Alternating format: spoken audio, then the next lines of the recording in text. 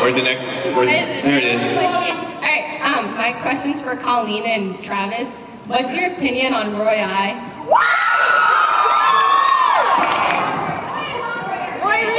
On Roy and Hawkeye? Yeah. What's our opinion on this?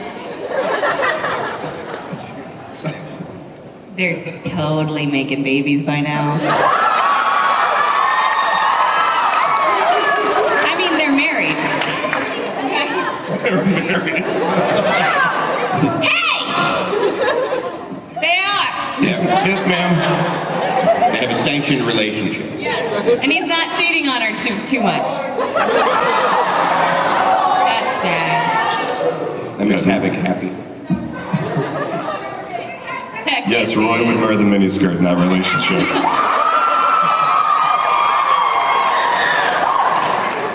I love you.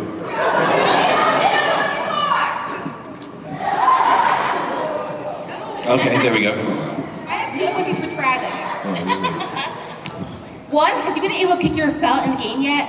Dude, I'm sorry? Have you been able to kick your ass in the game? No, I haven't. Still? No, I gave up on it. I threw it in the closet. It pissed me off. I mean, it's my first video game ever, and I can't kick my own ass. Like, my own character is pissing me off. And Mustang, I have a question for you. Oh, God. Will you marry me?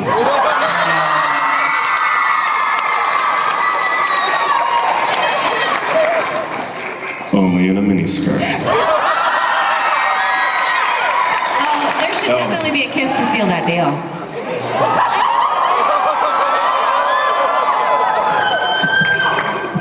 Just saying.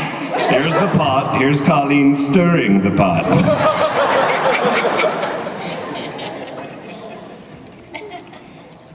All right, well, There it is. I'm not going to go as far as asking to marry me. I mean, All right. frankly. But anyway, you know, voice acting seems like great fun.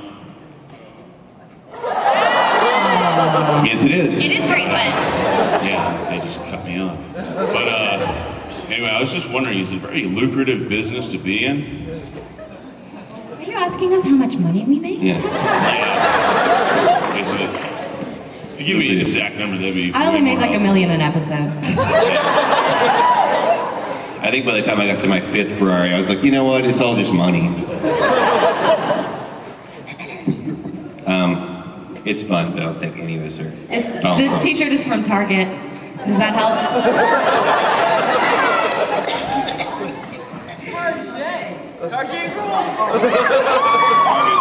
This shirt's from Artist Alley. Target is heaven. That's from Target too? How many people on this stage are wearing something from Target? Yeah. It's hidden, but I'm wearing it. Yeah. This is from Artist Alley, and the jeans are from Nordstrom Rack. Rock. Nice. These shoes are from Nordstrom Rack. Troy actually bought Target with his first few million. That's why we shop there. So I appreciate their business. Where's the mic? There we go. Hi. I'm asking this question under the assumption that most people know the powdered sugar donut story. So, Yes, I know it too well. have any of you ever also used props in voice acting, and has it ever gone wrong? Ooh, Laura can answer that. Have you ever used props Ooh, yes, while you're Laura. voice acting? Has that ever gone wrong? I'm just humming. I don't know. Is this the? Oh, I used a bunch of stuff. Well, I don't know. I guess when I was recording Blood Rain, the video game, I would have to do all these fighting noises, and for some unbeknownst reason, they had a sword in the booth. And so they let me use it. Every time I made a fighting noise, I got to swing the sword and like feel like I was awesome or something. Until I, hit the microphone, and then they told me no more. Laura likes to make the same movements that her character makes when she records, Somewhere in the archives of webcam footage is her doing the fusion ha thing back when she was Trunks. I was like, we don't hear this part. I'm so glad they don't have webcams anymore. That was bad. I know I hadn't had anything myself happen as far as I can remember, but I do know that when Monica Rial, when she was recording Princess 9, they gave her a rolled up newspaper with like duct tape around it because she was supposed to swing the bat, and they wanted her to have that follow through. And about the 4th or 5th time she did it, she nailed the microphone with it, like full Monica strength, just boom. And then you heard silence outside, and then you saw her go.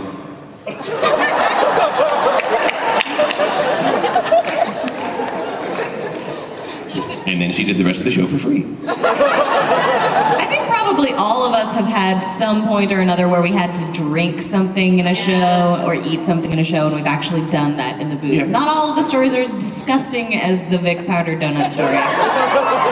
But, like, usually you'll have to drink something because you want that sipping sound, and you'll have to have it in your mouth or something. Like, you have to have the swallow sound, so you'll put the drink in your mouth and then hold it for a really long time until they decide to start the beeps. And frequently the Japanese do this thing where they have the swallowing and immediately they open their mouth. Yeah, so you have to go.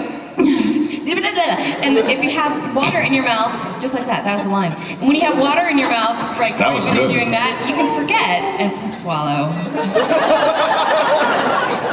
Really? You're Colleen. I've had people forget as well, and they just start talking and the water just drips. Yeah, it's good stuff. Wow. Microphone? I have a question. Where are you? Yeah. How did you get your first acting job, and then like were the following jobs easy to get? First acting job, this should be fun. First ever acting? I can't even voice acting. remember my first acting job. My mom put me on stage when I was 3, so I blame her.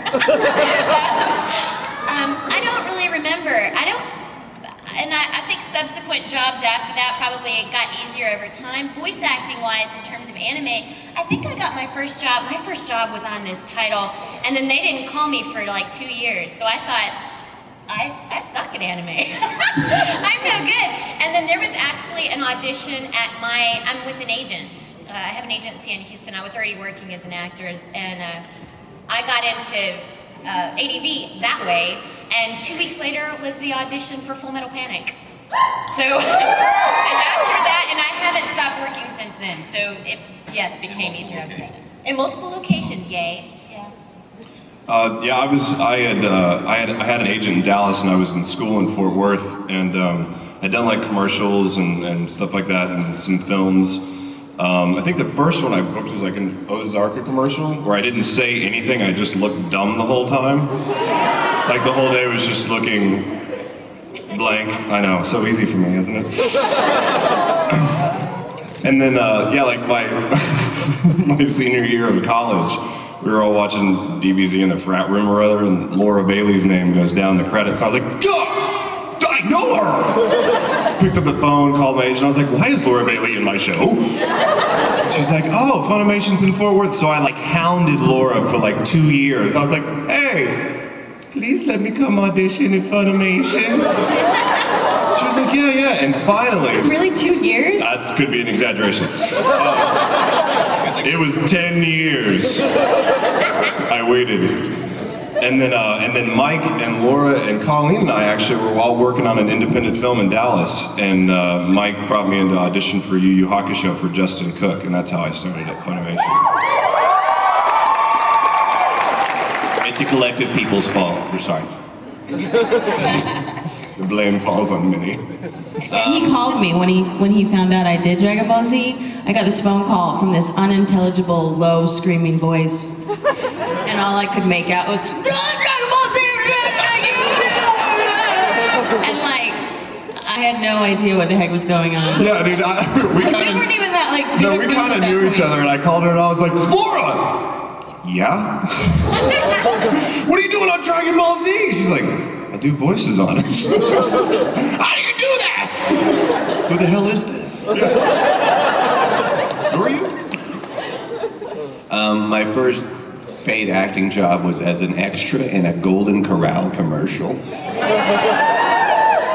I got to sit in the background, they're like, whatever you do, don't actually eat this stuff. It's like, fake drink, talk, not really put food in mouth, and good. All right, again. And the first anime job I had was actually the first project that Funimation ever cast in Texas.